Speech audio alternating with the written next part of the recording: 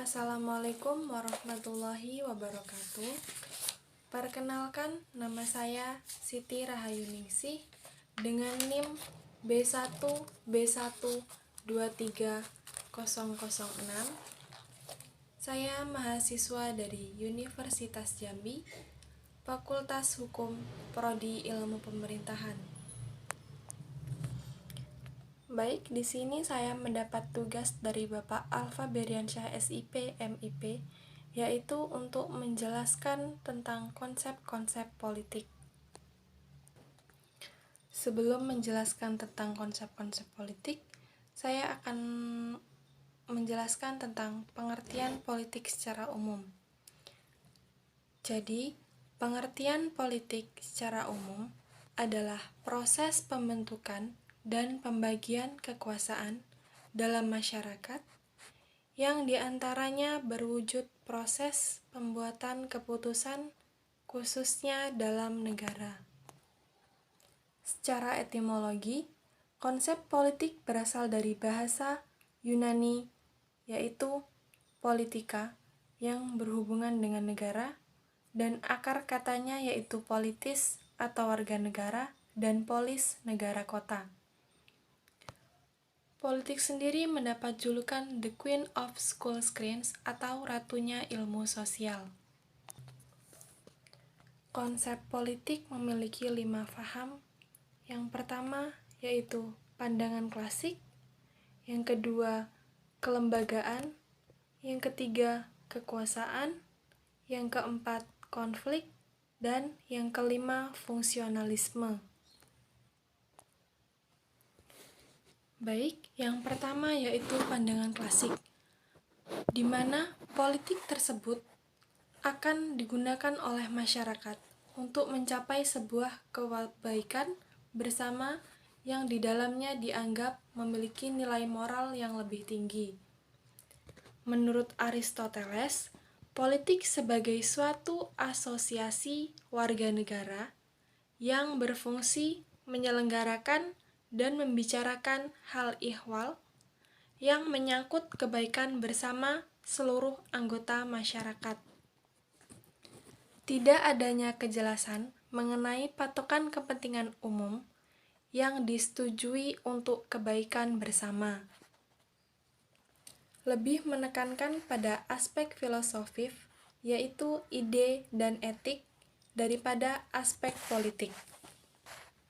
Metode kajian yang digunakan yaitu metode spekulatif dan normatif. Baik, yang kedua ada kelembagaan.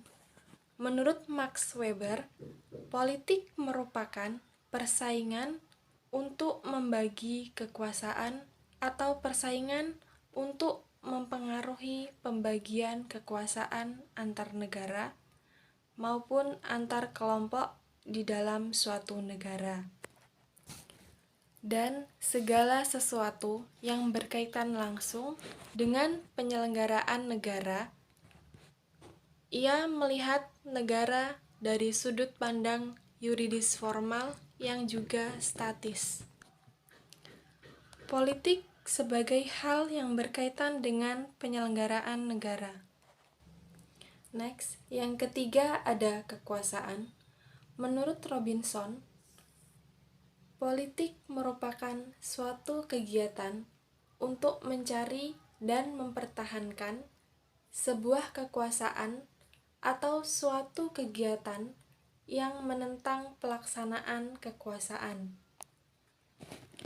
Ilmu politik sendiri dirumuskan sebagai ilmu yang mempelajari hakikat, kedudukan, dan penggunaan kekuasaan dimanapun itu ditemukan. Ilmu politik mempelajari hal ihwal yang berkaitan dengan kekuasaan dalam masyarakat, yakni sifat, hakikat, dasar, proses-proses, ruang lingkup, dan hasil kekuasaan. Dalam konsep ini, tidak membedakan kekuasaan yang beraspek politik dari kekuasaan yang tidak beraspek politik.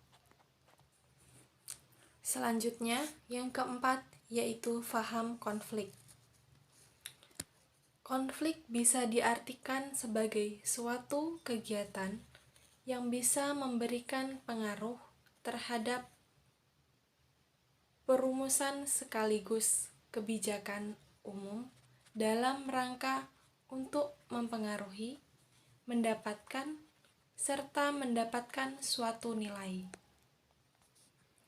Selain itu, juga merupakan kegiatan untuk mempengaruhi proses perumusan dan pelaksanaan kebijakan umum, tiada lain sebagai untuk mendapatkan atau mempertahankan nilai-nilai. Dalam memperjuangkan upaya itu, sering sekali terjadi perdebatan pendapat, persaingan, bahkan perbedaan pendapat, dan persaingan bahkan pertentangan yang bersifat fisik di antara berbagai politik. Kelemahan dari pandangan ini sendiri yaitu konflik tidak semua berdimensi politik, sebab selain konflik politik terdapat pula konflik pribadi, yaitu ekonomi, agama, yang tidak selalu diselesaikan melalui proses politik. Baik, yang kelima di sini ada fungsionalisme.